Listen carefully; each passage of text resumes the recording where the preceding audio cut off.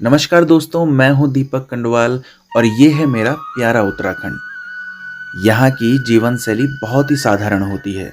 यहाँ की खूबसूरत वादियाँ हर किसी का मन मोह लेती हैं। दोस्तों, जो सामने आपको ये दिख रहा है, इसे उत्तराखंड की बोली भाषा में गोठ कहा जाता है। बरसात के समय 3 से 4 महीने तक गाय और बकरियां बाहर रहती हैं।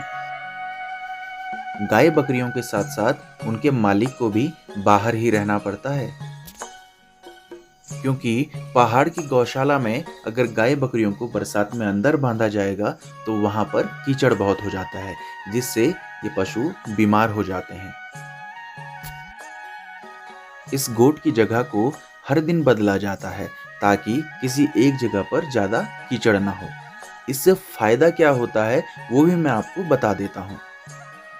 जहाँ जहाँ पर ये गोठ रखी जाती है तो गाय और बकरियों के गोबर और मूत्र से खेत को जैविक खाद अपने आप ही मिल जाती है, यानी कि आपको अतिरिक्त मेहनत करने की जरूरत नहीं पड़ती है।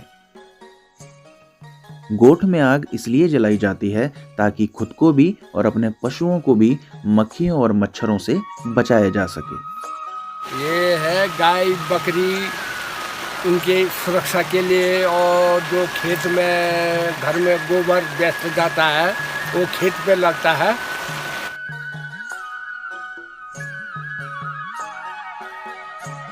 इस समय ये गाय को बांधने वाली रस्सी बनाने की शुरुआत कर रहे हैं। ये जो रस्सी जिस रेसे से बनाई जा रही है, ये भी गांव के एक पेड़ भीमल की छाल से बनाई जाती है। जब भीमल की टहनियों को घास के लिए काटा जाता है तो पत्तियां तो गाय और बकरियां खा जाती हैं। उसके बाद जो डंडियां बचती हैं उनको 3 से 4 महीने के लिए पानी में डुबो दिया जाता है। सड़ने के बाद उन डंडियों की छाल रेसे में बदल जाती है और ये भी हमारे उत्तराखंड की पुरानी परंपरा है।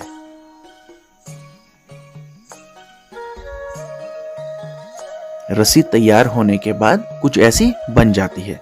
इससे हम लोग गाय और बकरियों को बांधते हैं। जैसा कि आप देख ही रहे होंगे, ये जितनी भी बकरियां हैं इसी तरीके से बनाई गई रस्सियों से बांधी गई हैं।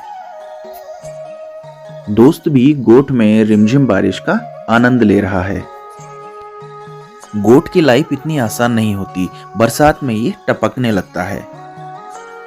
हालांकि अब ये परंपरा धीरे धीरे समाप्त हो रही है, क्योंकि पलायन की मार उत्तराखंड पे सबसे ज्यादा पड़ी है।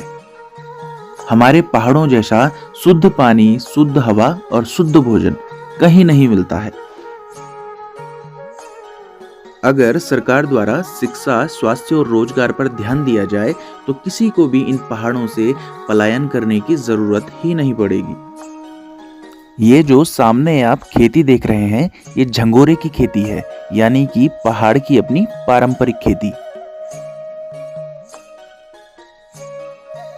भला कौन अपने इन खूबसूरत पहाड़ों और शुद्ध हवा पानी को छोड़ना चाहेगा।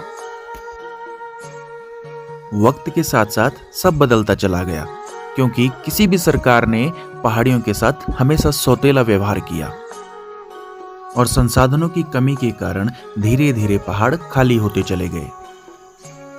अगर सरकार चाहती है कि पहाड़ों से पलायन रुके और जो लोग बाहर गए हैं वो वापस अपने पहाड़ों में आ जाएं, तो यहाँ पर बिना भेदभाव किए शहरों की तरह ही विकास करना होगा। आज की वीडियो में बस इतना ही। तब तक के लिए आप सभी को नमस्कार, प्रणाम, जय भारत, जय उत्तराखंड।